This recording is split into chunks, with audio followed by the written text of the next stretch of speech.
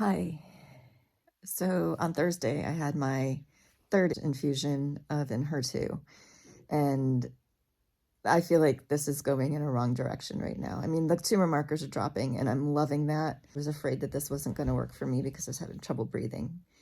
It gave me an extra week off, decided to do Enhertu on 4-week intervals instead of 3-week intervals, which helped. The third week, I was still feeling crappy. The fourth week, I actually started to feel fine. I could walk my entire yard 3 times. It felt really good to do that, but that was literally the day before my next infusion. And so now I'm back in the throes of headaches, and Tim's sick, and I feel like I'm getting scratchy, but woke up coughing in the morning. I'm not sure if I'm getting his cold or if this is just the typical like hoarseness that comes with the chemo. I feel like it's his cold though. The two of us are just stumbling around like we're both just such a mess right now. And of course my heart is fluttering again, and that's probably the steroids, but it's just so hard not knowing what the hell your body is doing and what it's going through and why. That jaw pain that I had the first time around, it's coming back, but it's not just on one side now, it's on both. And it's the muscle right where the jaw hinges. And I think it was 3 days before this past infusion, I could finally put my teeth back together without it hurting. I could finally chew on the side that was in pain. So I don't know what's coming for me, but this doesn't feel good. The echocardiogram I was supposed to have, they put an order in for it while I was still having trouble breathing, and it was unfortunately never filed.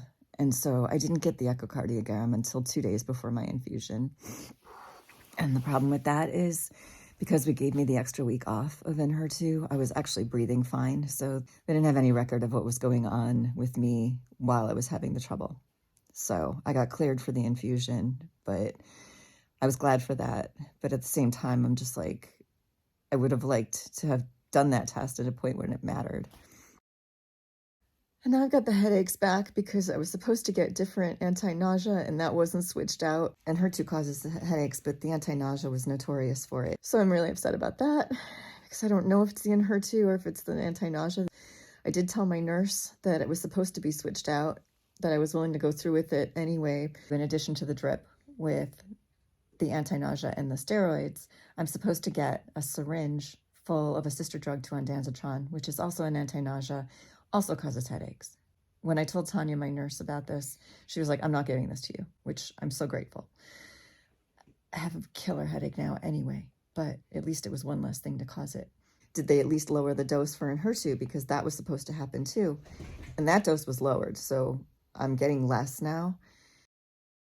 So I told you after the last infusion that I ended up with blood clots in my wrist and my arm.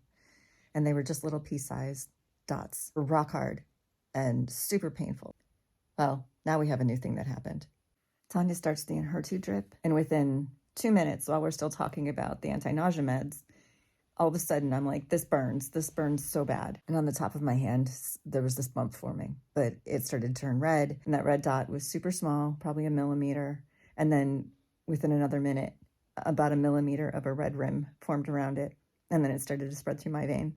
We're watching this happen in real time.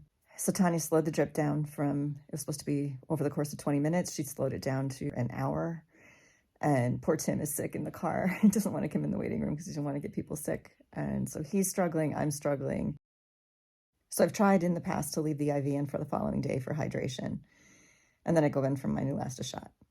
Well, when Tanya went to take my IV out, she ran saline through it beforehand. And just the saline in that 2 seconds, I jumped so high that it scared the both of us. Neither one of us were expecting that. And I was like, I am not putting saline through these veins tomorrow. You can just take the IV out. And Tanya called me the next morning and said, if you're not feeling well, I can still do hydration. I can probably still access that vein. And I'm like, you can't. By the time I got home from that infusion, my hand had blown up significantly. It looked like I had been stung by a yellow jacket. And you can see the indentations from my wedding rings. I had to put them on my pinky finger because my hand is so fat. I have wrinkles, tendons, normal size hand. This one is blowing up like a balloon. We slept with our windows open and it was so cold, maybe even 40, I don't know. And my hand was so cold, I was like, well, I'm going to consider that ice. I've slept with it upright. I took Benadryl, did not decrease the swelling whatsoever. All it did was make me sleep. It's now 3 o'clock and I've been asleep all day. It's starting to actually go up my arm instead, and the whole thing is a little bit pink, so you can actually see the line of red. As I sent a picture to my doctor, but she's at a conference and she was asking my nurse practitioner to check in on me. I will talk with her next week. But next week I'm supposed to get my port. I don't want it, first of all, because the first time it just kept poking at me, but second of all, I did not want to have that surgical implant if this medication was not going to work. And this is what's happening. And now I'm afraid that if I get a port placement and they put it in my heart, what if this happens to my heart?